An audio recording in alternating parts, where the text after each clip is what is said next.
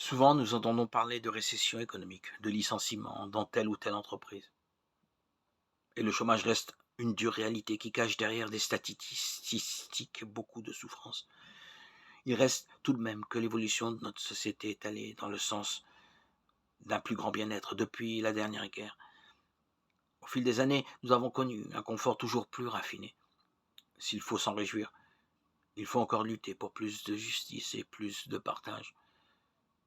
Veillons à rester libres, à ne pas nous devenir esclaves de notre propre bien-être.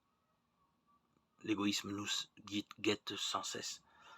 Et nous avons à nous rappeler toujours la béatitude de la pauvreté qui nous ouvre à une plus grande disponibilité devant le Seigneur. Chacun sait que les richesses et les biens de la terre sont de puissants attraits pour dissiper l'âme, tant par la trop grande affection qu'elle y met que pour les sollicitudes qu'il faut avoir pour les garder, voire pour les accroître, d'autant que l'homme n'en a jamais assez selon ce qu'il désire.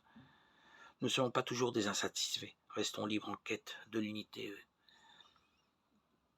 de l'unique vraie richesse, qui est Dieu lui-même.